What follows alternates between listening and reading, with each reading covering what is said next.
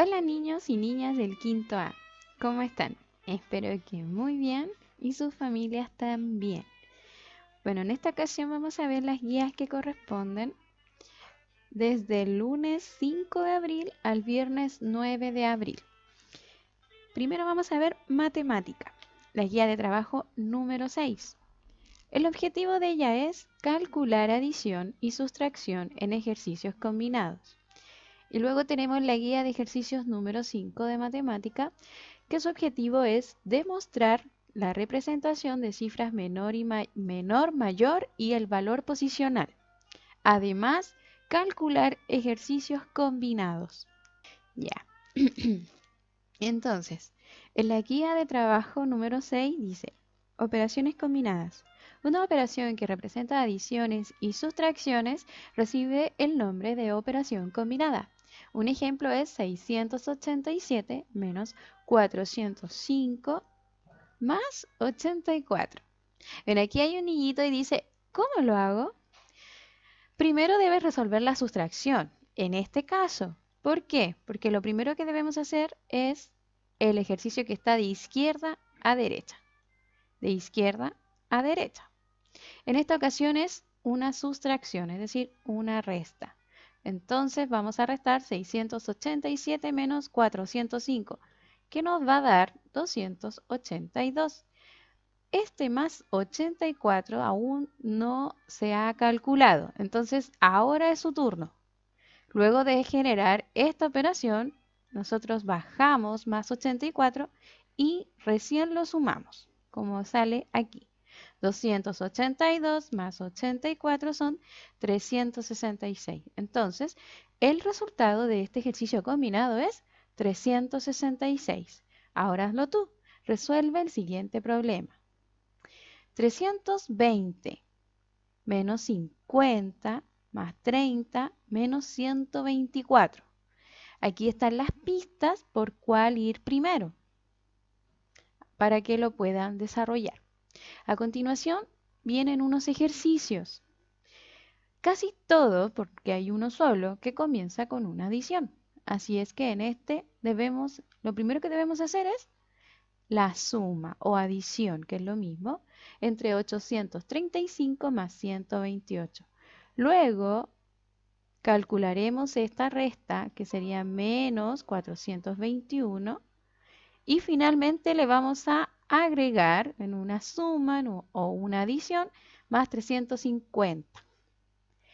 El desarrollo de estos ejercicios es de la misma forma que lo tenemos aquí. Vamos bajando de 2, luego generamos el resultado, recién bajamos el siguiente cálculo y así hasta llegar al final. Luego tienen dos problemas. Resuelve los siguientes problemas, planteando una operación combinada. En el año 2017 se conmemoraron los 100 años de una tortuga del barrio, es decir, de donde vive un grupo de gente, por ejemplo, en un pasaje, en una calle, en una avenida, eso sería un barrio. Y se recordaron sus momentos en la vida de los ciudadanos del lugar, cuando la obsequió un buceador de la localidad. La tortuga Nemo tenía 5 años de edad cuando fue obsequiada. Luego se recordó la primera vez que tuvo hijos con una tortuga que tenía su misma edad, 21 años. Es decir, a los 21 años, la tortuga macho fue papá. Si en el año 2017 la tortuga cumplía 100 años, ¿qué año nació? ¿Y cuántos años tiene hoy en 2021? Luego tenemos el siguiente problema. Javiera se compró un paquete de galletas de avena y un jugo natural. El paquete de galletas cuesta 456 y el jugo 354. Si Javiera pagó con 900 pesos, ¿cuánto vuelto recibió? Ya, en el primero y en el segundo problema debemos realizar dos tipos de operaciones, suma y resta, para poder llegar a la respuesta. Recuerden responder con mayúscula y el punto final. Cuiden su ortografía y redacción. Bien, chicos, ahora vamos a ver la guía de ejercicios. Dice, coloca el signo mayor o menor según corresponda. Recuerden que dentro de una cifra hay un número que es mayor y otro número que es menor. Bueno, lo que nosotros vamos a hacer es colocar el símbolo de acuerdo a cuál es mayor. Vamos a hacer un ejemplo con el primer ejercicio. De acuerdo, entonces 426.852 es mayor o menor que 63.952, es mayor. Entonces el símbolo va a estar abierto hacia esta cifra. Y el vértice, es decir, donde está la punta de ambas uniones, de ambas rectas, va a estar enfrente del número menor. Así deben hacerlo con todos los ejercicios. Luego dice, encierran un círculo la alternativa correcta. Primero, ¿cuál es la descomposición de la cifra 98.765? ¿Cuál es su descomposición? 2. ¿Cuál es el valor posicional de la cifra 100.025? Y aquí, no sé qué pasó, que le puso 4 a la máquina, aquí el computador. ¿Cómo se escribe en cifras numéricas el número 400.532? Número 4 vendría siendo el cuarto A. Recolectó 362.963. El cuarto B, 363.639. Y el cuarto C, 393.623. ¿Qué curso recolectó más dinero? Más dinero. A, el cuarto A, B, el cuarto B, C, el cuarto C. Y finalmente tenemos ejercicios. Aquí yo se los puse en rojo para que diferencien de que son adiciones o sumas. Porque cuando escribía en la pizarra, de repente en el cuaderno, por hacerlo rápido, no se fijaban en el signo y restaban cuando había que sumar o sumaban cuando había que restar. Por eso aquí lo puse de distinto color. Bien, vamos a hacer un ejercicio de estos porque vi que habían varios que les cuesta restar cuando debemos canjear, ¿ya? Antes de explicar este ejercicio, voy a explicar uno en menor cantidad. Vamos a utilizar una unidad de 1000 menos 821. Aquí arriba tenemos en sus valores posicionales a 100.000 y 882.000. Ya, como no es un número muy grande, vamos a reducirlo para poder hacer un ejemplo. Y después vamos a desarrollar este ejercicio. ¿De acuerdo? Entonces, tenemos 1000 menos 821. El 1000 se grafica como un cubo. Ya, tenemos 1000 y debemos quitarle 821. ¿Qué hacemos? Vamos a canjear. ¿Qué quiere decir eso? Que vamos a descomponer este 1000 en partes de centenas, decenas y unidades para poder restarles o quitarles esta cifra. Ahora podemos quitarle las 8 centenas, pero no las 2 decenas ni la unidad.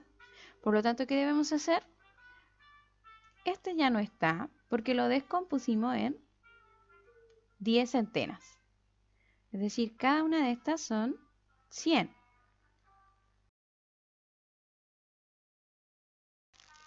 Bien, si nosotros contamos, entonces tenemos 10 centenas. 10, 100, por decirlo así. Pero no podemos restarle las 2 decenas, entonces vamos a descomponer una centena.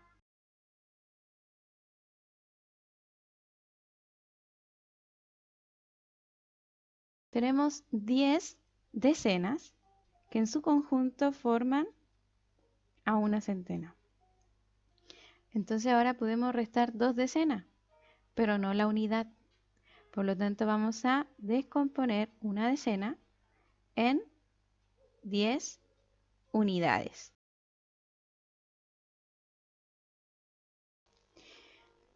Entonces ahora podemos restarle la unidad. Vamos a hacerlo.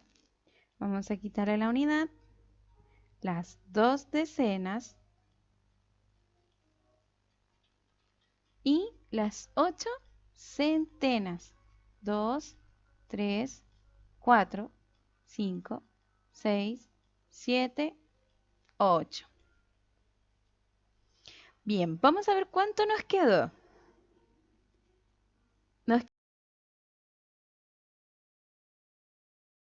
Ahora vamos a hacer el mismo ejercicio que está aquí gráficamente de forma algorítmica, es decir, como lo ven acá. Entonces tenemos 1000 menos 821. Bien, entonces, ¿cómo le restamos un 1 al 0? No se puede. Como vimos aquí, tuvimos que descomponer gráficamente. Aquí es lo mismo, pero con las rayas y los números. Verán, esta es una unidad. Esta es una decena, centena y unidad de 1000. Para explicarlo mejor. Dentro de la unidad no tenemos. ¿Pero qué pasó? Al descomponer el 1000, ahora hay centenas y hay decenas. Entonces, la decena le canjea a la unidad 10. 10 unidades. ¿Por qué? Porque la decena es de a 10. Entonces nosotros no podemos ponerle un 10 porque, observen, en cada posición solo alcanza un dígito. Un 7, un 8, un 9, un 3, un 3 y un 3. Entonces al canjearlo nos dio 10 decenas, pero no podemos colocar estas 10 decenas dentro de este espacio. Por eso que se coloca arriba de forma de reserva. Entonces tenemos ahora 10. ¿10 qué? 10 unidades. Podemos restar 10 unidades a una. ¿Y cuánto nos va a dejar? 9. Ahora, esta decena ya no tiene 10. ¿Por qué? Porque canjeó una y le quedaron 9. 9 menos 2, 7. ¿Y ahora qué pasó aquí? Esta centena tampoco tiene de a 10. ¿Por qué? Porque canjeó. ¿Cuándo canjeó? Cuando este 1000 dejó de ser una unidad de 1000 y descompuso en centenas, decenas y unidades. Por lo que ahora hay 9.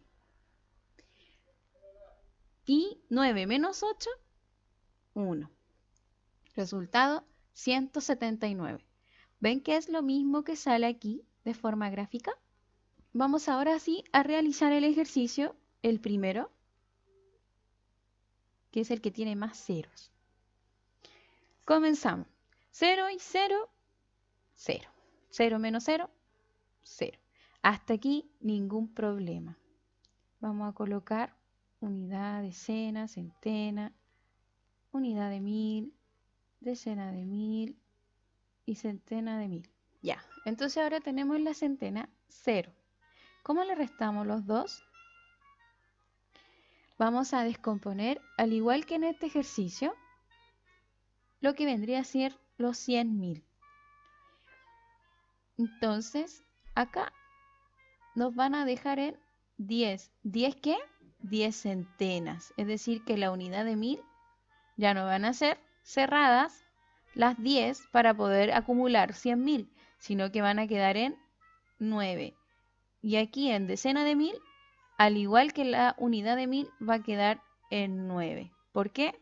Porque se descompuso. Entonces, 10 menos 2, 8. 9 menos 8, 1. 9 menos 8, 1. Y este ya no existe. ¿Por qué? Porque lo tuvimos que descomponer para poder canjear. Ya niños, continuamos entonces con lenguaje y comunicación.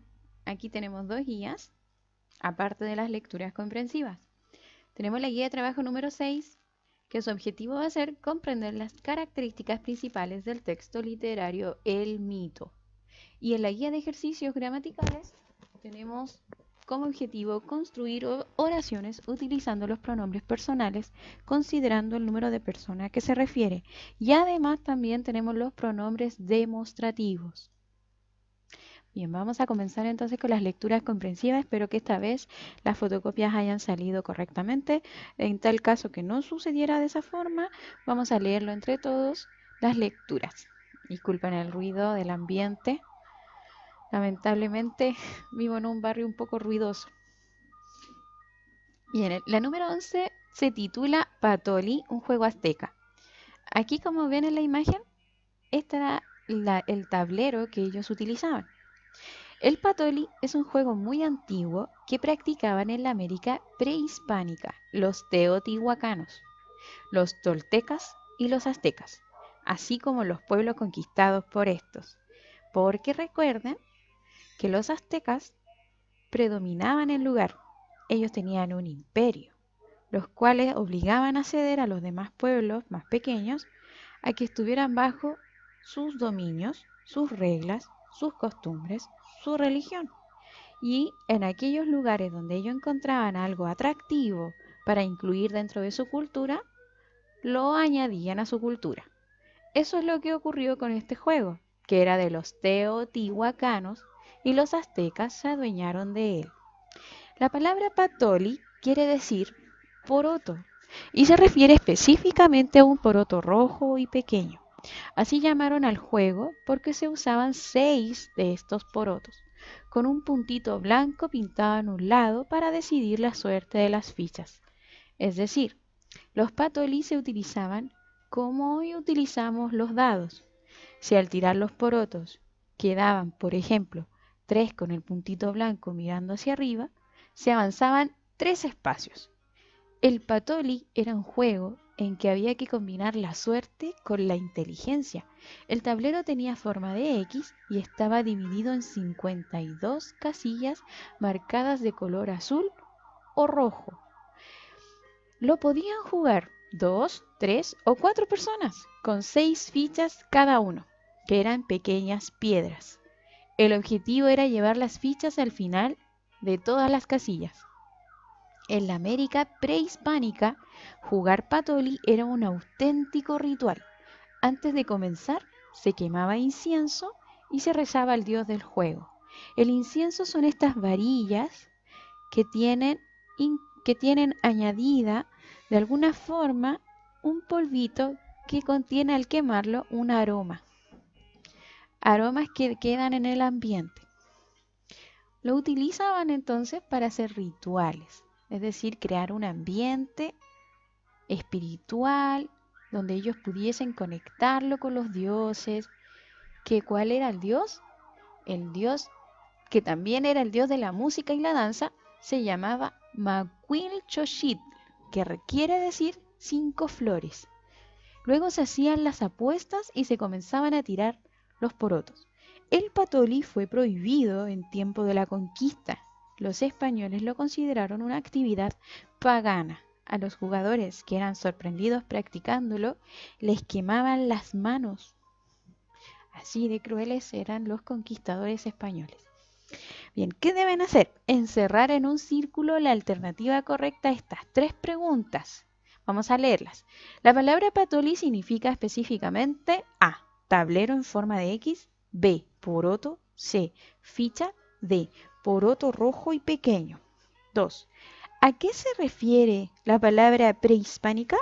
A, periodo antes de la llegada de los españoles, B, tribus nómades, C, periodo sucesor de la llegada de los españoles, D, civilización sedentaria.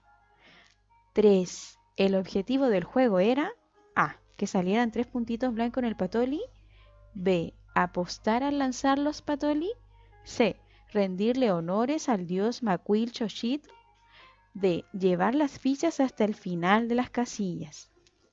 Bien chicos, deben encerrar una respuesta porque si encierran 2 se va a considerar incorrecto.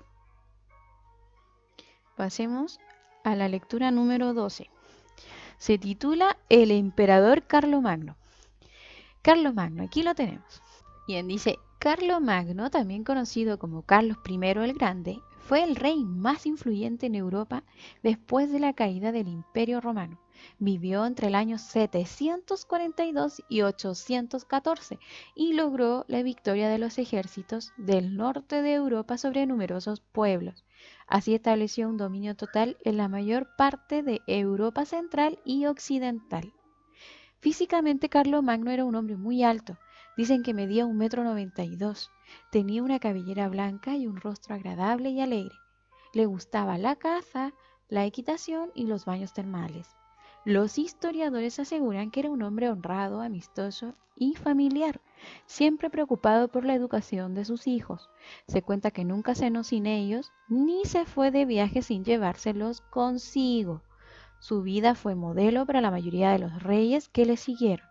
Una de las frases célebres que se le atribuye es: ¿cuál es el sueño de los que están despiertos?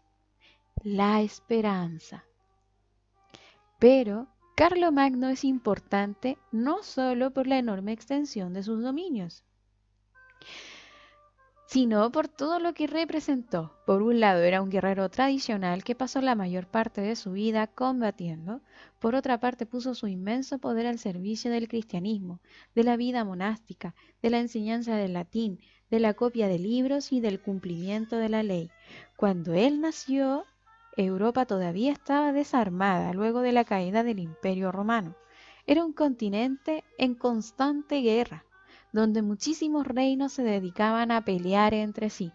A través de su influencia logró imponer la paz y la unión de las culturas germánicas, romana y cristiana, unión que se convertiría más tarde en la base de Europa durante los siglos que vinieron.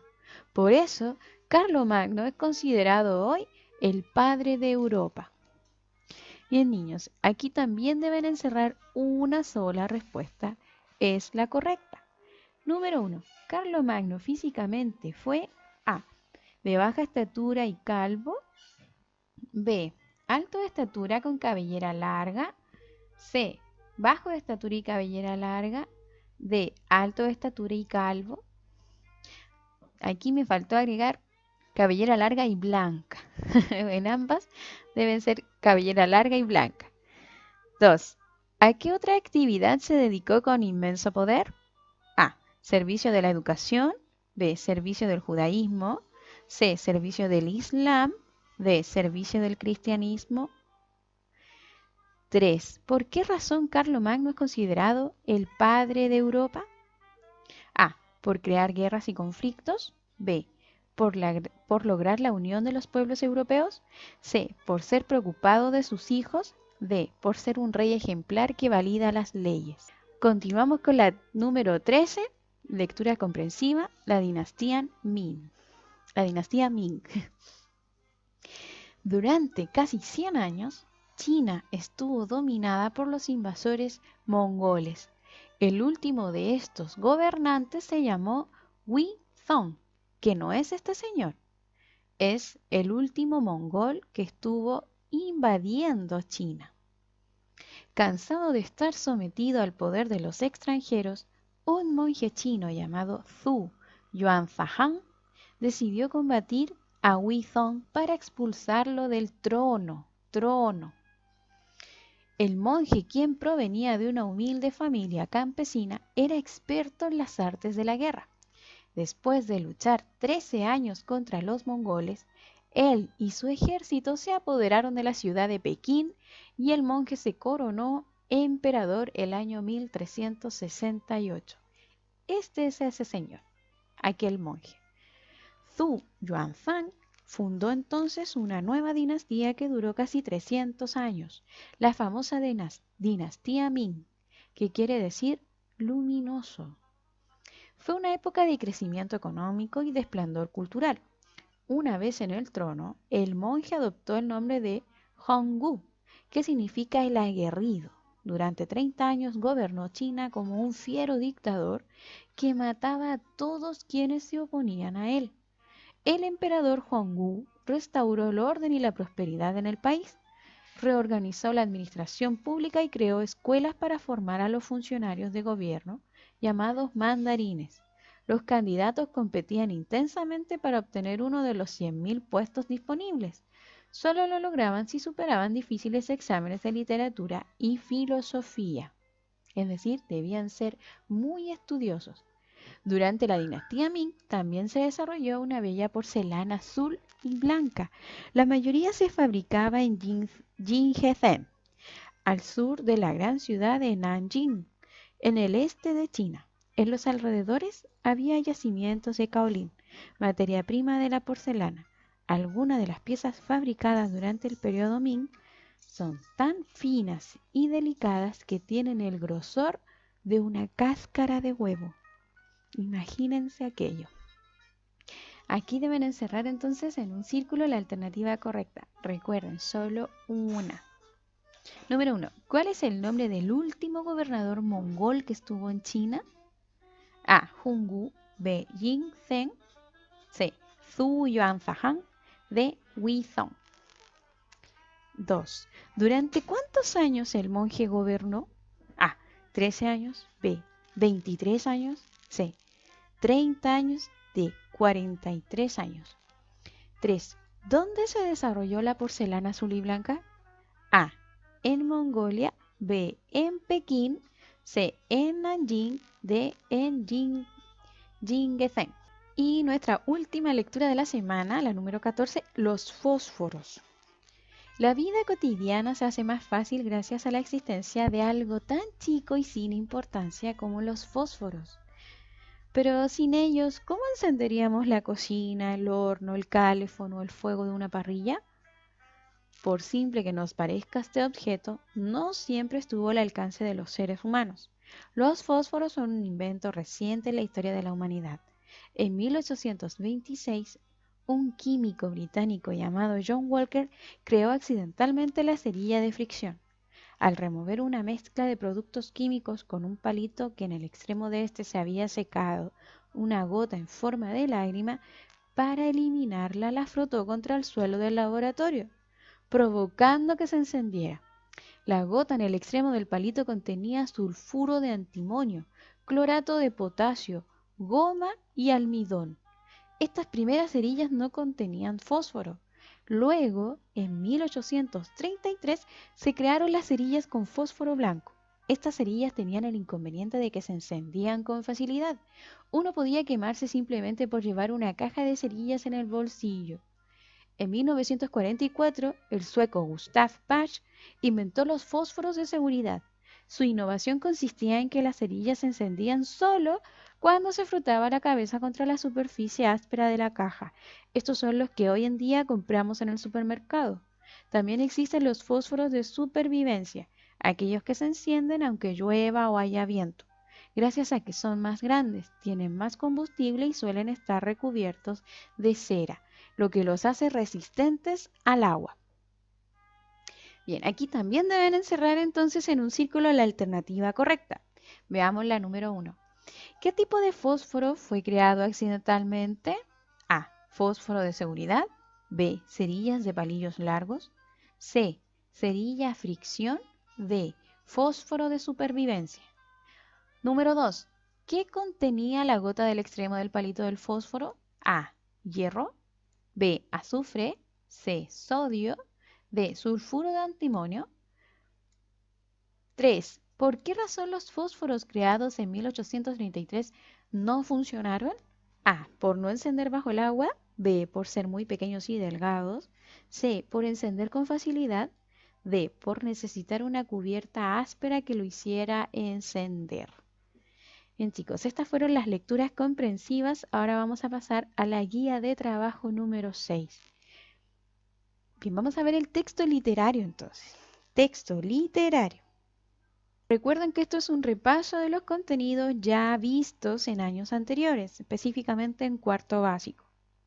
Mito. Un mito se refiere a un relato de hechos maravillosos cuyos protagonistas son personajes sobrenaturales, dioses, monstruos o extraordinarios héroes, los cuales explican un suceso como el origen del mundo o de una civilización.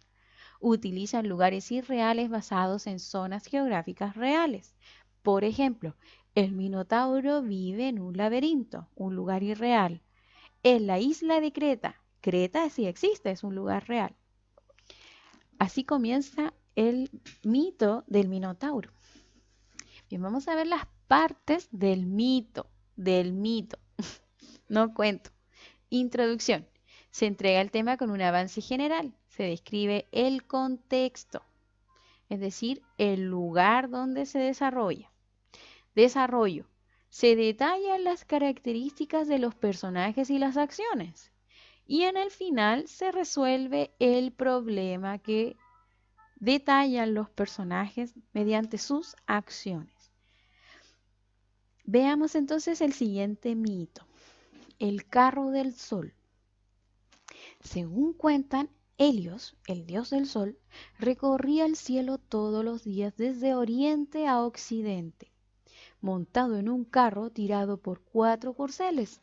El dios se desplazaba siempre por el mismo camino, hasta que al anochecer llegaba al océano. Allí se bañaban sus fatigados caballos, mientras él se retiraba a descansar en su palacio de oro bajo las aguas. Y era entonces cuando Selene, la diosa de la luna, salía a presidir el firmamento nocturno. Después, cada madrugada, el dios partía hacia oriente para dar comienzo a una nueva jornada sobre la tierra. Una de esas madrugadas se presentó ante él su hijo Faetón, que residía junto a su madre en el mundo de los mortales. Padre, dijo el joven, la gente no cree que soy tu hijo. ¿Cómo? Exclamó el dios. Dime qué puedo hacer para demostrarlo. Lo único que acabará con lo que dice la gente es que me dejes conducir tu carro. Eso bastaría para demostrar que eres mi padre. Hijo, no puedo concederte ese deseo. Mis caballos son muy fogosos y solo me obedecen a mí. Eres un dios y nunca te he pedido nada. Por favor, concédeme hoy lo que te pido, dijo Faetón llorando. Helio, conmovido, se acercó al muchacho, le puso una mano en el hombro y mirándolo fijamente le dijo, Hijo, me gustaría complacerte, pero eso que me pides es muy peligroso. Pero Faetón insistió y siguió llorando hasta que Helio cedió a sus deseos, no sin antes hacerle numerosas recomendaciones. Satisfecho, Faetón tomó las riendas y emprendió su marcha por el cielo. Pero los caballos se desbocaron pronto y el joven perdió el control. El carro se salió de su ruta. Unas veces pasaba muy cerca de la tierra y otras se alejaba demasiado de ella. Según cuentan, así surgieron los desiertos y los polos, como consecuencia de los incendios y de la congelación que el incierto rumbo del carro provocó. Finalmente Zeus, el rey de los dioses, tuvo que intervenir para que Helios pudiera volver a conducir su carro. Bien, ¿cuáles son las actividades? Primero deben escribir aquí la acción que represente la introducción del mito. Luego la acción que represente el desarrollo del mito. Y finalmente cómo el problema que surgió se resolvió y que dio origen. Número 3 o ítem 3. Encierra en un círculo la respuesta correcta. Número 1. ¿Cuál es la idea principal del mito? A. Helios quería que su hijo fuera reconocido. B. Faetón deseaba ser un dios. C. Faetón quería montar el carro a caballos de su padre. 2. ¿Cuántos corceles tiraban del carro? A. 7. B. 6. C. 4. 3. ¿Qué ocasionó el recorrido que realizó Faetón en el carro? A. El origen de las corrientes marinas. B. Partió los cielos con su velocidad. C. El origen de los desiertos y polos. 4. ¿Quién era Selene? A. Esposa de Helios. B. Diosa de la luna. C. Hermana de Faetón. Ítem 4. Numera los hechos del 1 al 7 según el orden que ocurrieron. Selene salió a presidir el firmamento. Faetón le pidió a Helios conducir su carro. Helios conmovido se acercó a Faetón. El padre cedió al deseo de su hijo. Helios le contó a su hijo que los caballos solo le obedecían a él. Faetón se encontró con su padre. Helios iba montado en un carro tirado por 4 corceles. Ítem 5. Responde las siguientes preguntas. ¿Qué crees tú que habría sucedido si Helios no hubiera accedido a la petición de su hijo? 2. ¿Qué opinas acerca de la actitud de Faetón de querer demostrarles a todos que es hijo de un poderoso dios? 3. ¿Qué fenómeno natural intenta explicar este mito? Fenómeno natural, es decir, en el planeta. En el planeta, en los océanos, en la tierra, en el cielo. Número 4. ¿Qué acción realizaba el dios Helios al regresar de su recorrido al anochecer? Bien, esta es la guía número 6. Vamos a continuar con la guía de ejercicios gramaticales. Vamos a practicar con los pronombres personales. Ya. Los pronombres personales, al ser palabras variables, es decir, que cambian dependiendo de su género, persona o tiempo, son los que señalan quién realiza la acción y el número de cuantos realizan la acción. Algunos pronombres personales tienen género específico. Por ejemplo, él, ella, nosotros, nosotras, ellos y ellas. En cambio, los pronombres yo, tú, usted o ustedes puede ser masculino o puede ser femenino, aunque siempre se escriben de igual manera. El género es notable en la concordancia. Ejemplo, tú eres una niña estudiosa. Ya, tú.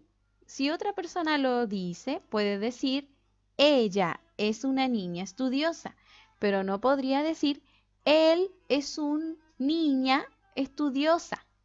Deben ser en concordancia. Los pronombres personales son según el número de persona. Si es primera persona, segunda persona, tercera persona. Y además si son singulares, es decir, se refiere a una persona, o si es plural, que se refiere a más de una. Ejemplo, en primera persona tenemos yo y en primera persona plural nosotros.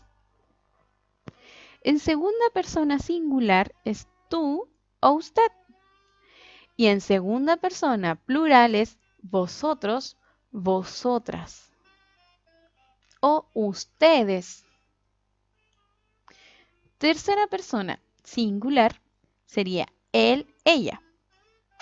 Y en plural, es decir, más de una persona, sería ellos o ellas. Bien, dice, realiza la siguiente actividad. Subraya el pronombre y escribe en cada oración a qué número de personas se refiere y si es singular o plural. Sigue el ejemplo. Cuando ella salió, se voló el papel. Tercera persona, singular. ¿Por qué? Porque ella es tercera persona, singular. Por lo tanto, aquí deben colocar primero qué número de persona es y si es singular o plural. Tú me regalaste ese libro. 2. Nosotras no tuvimos nada que ver. 3. Ellos pidieron estos dulces de leche. 4. Cuando usted se dirija hacia ese lugar, me avisa. 5. En este viaje nosotros iremos en auto. 6. Los niños y yo no alcanzamos a llegar. 7. Los animales se parecen a ellos. Existen otro tipo de pronombres. Son los llamados pronombres demostrativos. Estos son los que sustituyen al sustantivo para no volverlo a nombrar en una misma oración. También señala la distancia que tiene la persona que habla con el sustantivo. Veamos los ejemplos. Aquella caja de cartón está vacía. Aquella significa que está el sustantivo lejos. Veamos otro tipo de ejemplo. Toma el joyero, cuidado con eso, que es delicado. Al decir eso, está reemplazando a la palabra joyero, que es el sustantivo, para no volverlo a repetir en la misma oración. Los pronombres demostrativos son según su distancia y según su género. El neutro es esto, eso o aquello.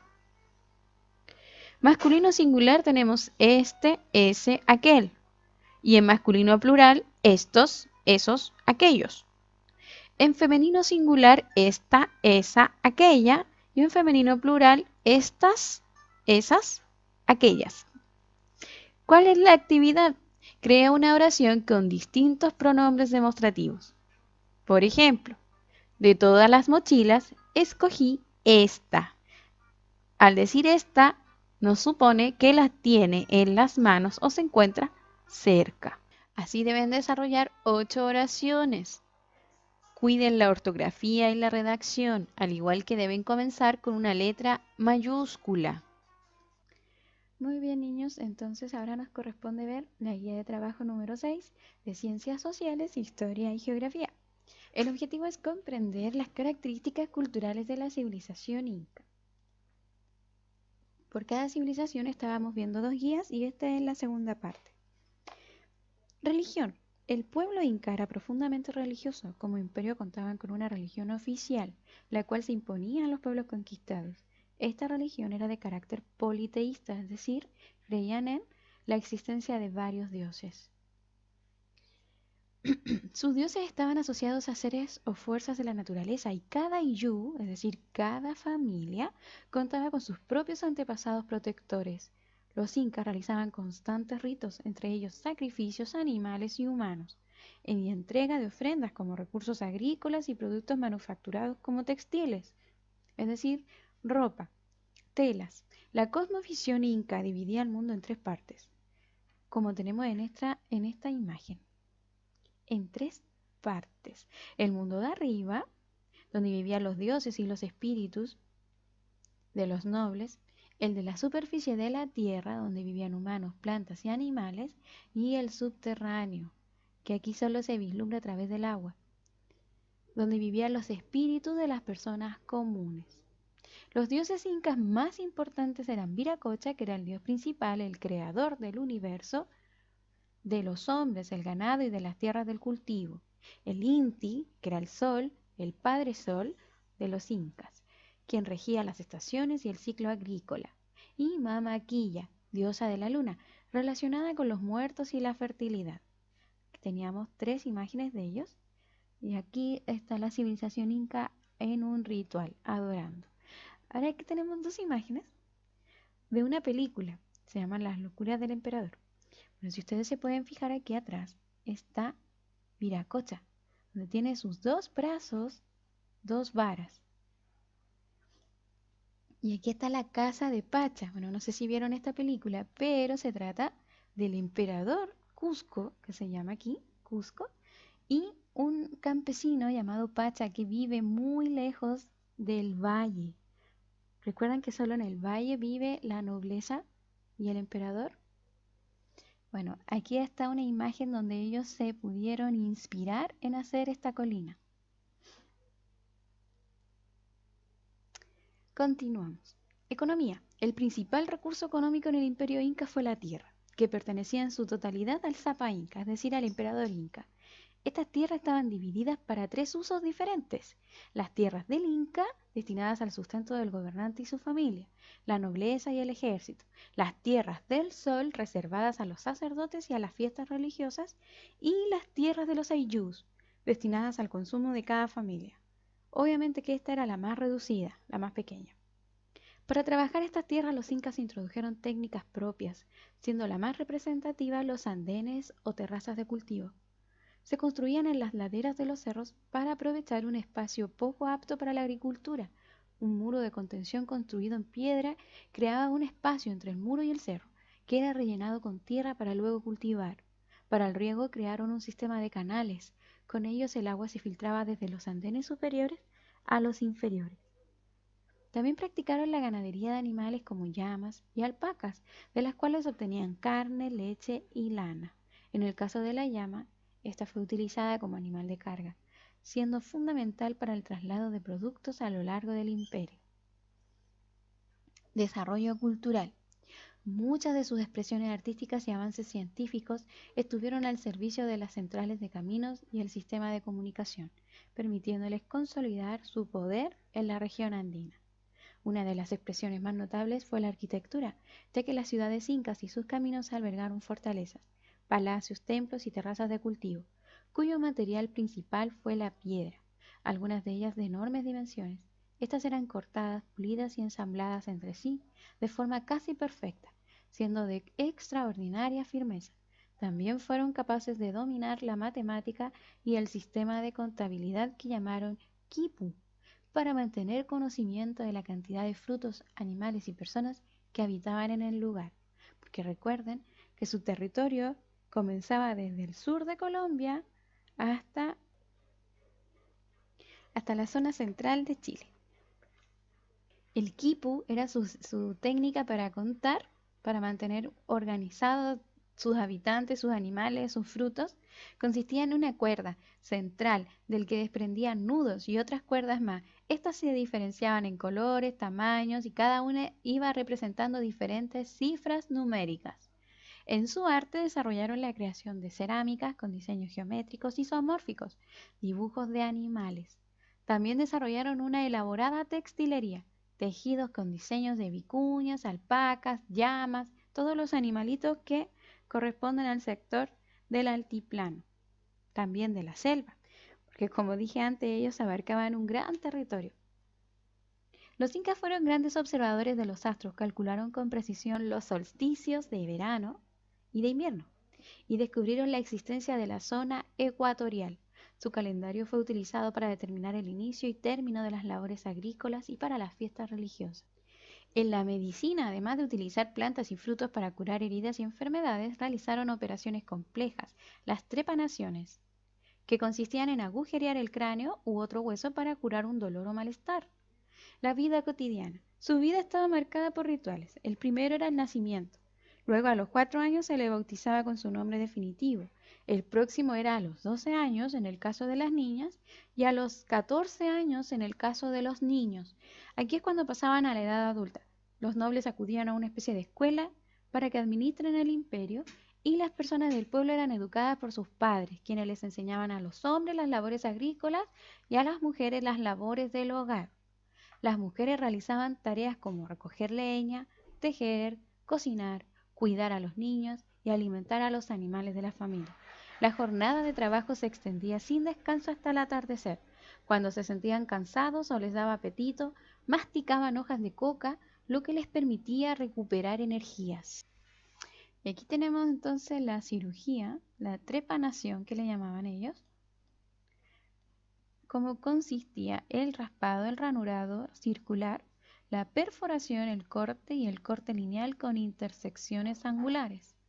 Con este tipo de herramientas ellos realizaban una cirugía en el cráneo y en los demás huesos también, en todo el sistema óseo. Tenemos un ritual actual donde ellos personifican a los incas en su periodo clásico.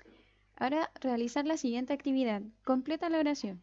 Número 1. En su arte desarrollaron la creación de cerámicas con diseños y... Número 2. Esta religión era y se basaba en el culto a Alá. Número 3. Los incas introdujeron propias técnicas de cultivo. Número 4. Las tierras estaban divididas en tres. Las y las. Número 5. Los incas realizaron la, que consistía en el cráneo u otro hueso. 6. Calcularon con precisión los D y D. 7. Masticaban D, lo que les permitía recuperar energías. Número 8. La fue utilizada como animal de... Y esa sería la guía número 6 de Historia, de Ciencias Sociales, Historia y Geografía. Bien, ahora veremos la guía de trabajo número 6 de Ciencias Naturales. El objetivo de ella es demostrar el funcionamiento de los sistemas nervioso, óseo y muscular entre sí en el aparato locomotor.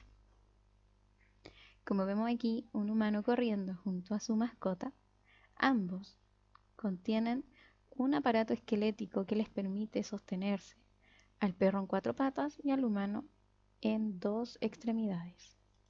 Bien, entonces el aparato locomotor es el conjunto de estructuras que permite a nuestro cuerpo realizar cualquier tipo de movimiento. Está formado por el sistema óseo, el sistema muscular y el sistema nervioso. Veamos por separado entonces cuáles eran las funciones que ellos prestan a nuestro organismo. Comencemos con el sistema óseo. Recuerden que tenemos alrededor de 206 huesos cuando ya somos adultos. Bien, vamos a ver de ellos solo 10. El frontal, que pertenece al cráneo, las vértebras, que son de la columna vertebral, el esternón, que está en nuestro pecho, las costillas, el húmero, que es de nuestros brazos, el radio, el cúbito, la pelvis, que es nuestra cadera, el fémur, la tibia, y podríamos haber colocado las falanges, pero esto es del libro, no está. Las falanges son los pequeños huesitos de las manos y de los pies, que también cumplen una función primordial, porque gracias a ellos nosotros podemos estar de pie y mantenernos equilibrados. Continuemos. La columna vertebral, las costillas, el esternón, el cráneo, ¿qué hacen? ¿Cuál es su función? Protegernos, protege nuestros órganos. La pelvis y la columna vertebral, nos da el soporte que necesitamos para poder estar erguidos. El fémur, la tibia, el húmero permiten importantes movimientos, por ejemplo, caminar o levantar los brazos. Entonces, esta es su función que ellos prestan. Veamos ahora el sistema muscular. Aquí vemos cómo le hacen una radiografía al sistema muscular. Es decir, que bajo esos músculos están nuestros huesos, que es nuestra primera capa, se podría decir. El sistema muscular. ¿Qué recordamos del sistema muscular? Bueno, son más de 600 que en cada zona de nuestro organismo, los músculos actúan de diversas formas. Por ejemplo, los cuádriceps y los gemelos, que son de nuestras piernas, son músculos más resistentes que los de la cara. Ellos trabajan en conjunto a nuestro sistema óseo, que son nuestro soporte, como vemos en esta imagen, donde hay un bailarín de ballet moviendo su cuerpo de tal forma que se pueden distintos movimientos o flexiones. Los cuádriceps y los gemelos se encargan del movimiento de las extremidades inferiores, que son nuestras piernas. Los músculos del tronco se encargan de realizar diferentes movimientos, por ejemplo, los pectorales permiten juntar los brazos y los abdominales, posibilitando el flectar el tronco, como aparece en esta imagen. Los músculos de la cabeza nos permiten gesticular y realizar otras acciones, como masticar, parpadear, sonreír. El movimiento de las extremidades superiores es posible gracias a los músculos como el bíceps y el tríceps que tenemos aquí. Entonces, este trabaja en equipo con el sistema óseo, los cuales se conectan por medio de los tendones, las articulaciones y los ligamentos. Los huesos, al ser fuertes y rígidos, actúan como el soporte de los músculos blandos y elásticos, los que se contraen y se relajan produciendo distintos tipos de acciones. Veamos las articulaciones. Unen dos o más huesos por medio de los ligamentos. Estas estructuras con forma de cintas que son muy resistentes y se conectan entre los extremos de los huesos manteniéndolos estables y fijos. Esto permite que los huesos se muevan tal como una bisagra que posibilita el movimiento de una puerta. Acá tenemos una rodilla. La pierna la podemos correr hacia adelante y luego hacia atrás. O hacia atrás y luego hacia adelante. Hay personas que tienen, como dije antes, más elasticidad y podrían hacer algunos otros movimientos, pero esa es la articulación. Veamos ahora cómo se produce el movimiento. Al flectar el brazo, como vemos en esta imagen, los músculos de su extremidad superior se contraen y por eso sientes que están más duros. Luego, al estirar el brazo, estos músculos se relajan y recuperan su forma. Cuando los músculos se contraen, se mueven los huesos a los que están unidos y de esta forma se produce un movimiento. Hay músculos que trabajan de a pares, es decir, en la ejecución de un movimiento mientras uno se contrae, el otro se relaja y viceversa luego. Veamos qué ocurre en una flexión de brazo cuando estiramos y doblamos un brazo. Intervienen dos tipos de músculos, el bíceps y el tríceps. Si uno se contrae, el que realiza el movimiento opuesto se relaja. Aquí tenemos otro ejemplo. Supongamos que estamos cocinando y sin querer acercamos nuestra mano al fuego. El sistema nervioso percibe el dolor, transmite la señal al cerebro que la analiza y detecta el peligro, mandando una señal nerviosa para que los músculos del brazo se contraigan, haciéndonos retirar la mano. Como ven, en el movimiento interviene tanto el sistema locomotor, formado por el sistema óseo y el muscular, y el sistema nervioso. ¿Recuerdan nuestro sistema nervioso cuáles eran sus formas de reaccionar? Teníamos la respuesta involuntaria y la respuesta voluntaria. En este caso sería respuesta involuntaria, es decir, sería la médula la que envía la información, porque al percibir un estímulo externo como el fuego que nos transmite dolor en nuestra piel, entonces la médula le dice, retira la mano de ahí y esta persona la sacó del fuego. Si hubiese sido una respuesta voluntaria, ¿quién es el que envía la orden? El encéfalo. Ya, esta persona entonces está realizando una serie de ejercicios de rutina, según algunas repeticiones. Estas repeticiones las va contando en el encéfalo, mantiene el conteo y al mismo tiempo genera el movimiento. Entonces, en este ejemplo están los tres. El sistema óseo, el sistema muscular y el sistema nervioso. El sistema nervioso, ¿por qué? El sistema nervioso central, el que dirige el encéfalo, le está diciendo debes realizar 15 repeticiones. Luego, el sistema muscular es el que reacciona primero al mover la pierna derecha, bajo la orden del encéfalo, claro. Y nuestro esqueleto es el que le permite articularlos. El humano sabe cómo, hasta dónde y de qué manera debe mover él sus piernas, porque si tiene alguna lesión, sabe que debe hacerlo con cuidado y si no tiene ninguna lesión, sabe que se puede exigir. Por lo tanto, somos nosotros dueños de nuestro organismo y podemos decidir cómo movernos y de qué forma. ¿Has escuchado alguna vez el crujido de tus dedos al estirarlos? Varios estudios muestran, gracias a las radiografías, que ese crujido corresponde a la formación de burbujas en las articulaciones. Aquel es un líquido viscoso que impide el roce de los huesos que la conforman. Cuando tiramos de los huesos aparecen burbujas de gas en este líquido. La responsable del crujido es la rápida expansión de esas burbujas, cuyo diámetro puede alcanzar 0,5 milímetros. Ahora saben que es peligrosísimo hacerse crujir los dedos. ¿Por qué? Porque estamos reventando estas burbujitas que nos permiten mantener, entre comillas, nuestros huesos aceitados, por decirlo así, para que ellos no tengan problemas al moverlos. Al mover nuestros dedos hacia adentro y hacia afuera, este líquido nos permite hacerlo, para que no nos duela. Imagínense si esto por dentro, los huesos estuvieran sequitos, al roce podríamos generar algún dolor, alguna fricción que nos permita sentir dolor.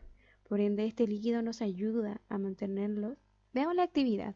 Dice, según el esquema del sistema óseo al principio de la guía número 6, completa el siguiente cuadro clasificando los huesos según su función y escribe el número según corresponda. Este se refiere a la primera imagen, esta. Son solo 10 huesos. Ahora les debo decir que en esta actividad la columna vertebral está en dos partes, porque esta nos protege a nuestra médula espinal y también nos genera soporte. Segundo, escribe qué tipo de respuesta nerviosa representan las imágenes, si es voluntaria o involuntaria, y luego describe el recorrido que sigue la información nerviosa desde donde proviene hasta la ejecución de la respuesta. Bien, veamos el primer ejemplo. Aquí la flechita indica que desde el dedito se va hacia la médula. Aquí nos dio todas las pistas. ¿Qué debemos colocar? ¿Desde dónde comienza? Que es un estímulo externo. ¿Hasta dónde llega? ¿Y cuál es la reacción? Después tenemos a un muchacho que está jugando ajedrez. Aquí la flechita comienza desde la masa cerebral o encéfalo. Aquí comienza la orden. ¿Hacia dónde va? ¿Y cuál es la acción que realiza? Aparte de escribir si es voluntaria o involuntaria, también deben de escribir eso. Número 3. Une con una línea el órgano con su definición. tenemos huesos, articulaciones, ligamentos, músculos, tendones. Bien, acá dice conexión de los huesos que permiten los movimientos del cuerpo. Partes blandas y flexibles. Partes duras, resistentes y rígidas. Partes que mantienen unidas las articulaciones y partes que unen los músculos a los huesos. ¿Cuál es cuál? Deben unir. Por favor, que sea lo más derechito posible. Número 4. Responde las siguientes preguntas. Respuestas breves pero concisas. ¿Cómo son los músculos? Número 2. ¿Cuáles son las funciones del sistema óseo, es decir, de los huesos? Número 3. ¿Qué sistemas componen el aparato locomotor? Y número 4. ¿Qué acción realizan los ligamentos? Y finalmente vamos a ver la guía de trabajo número 6 de artes visuales, la cual está conectada en esta ocasión con ciencias naturales. Objetivo: modelar el sistema muscular con material concreto.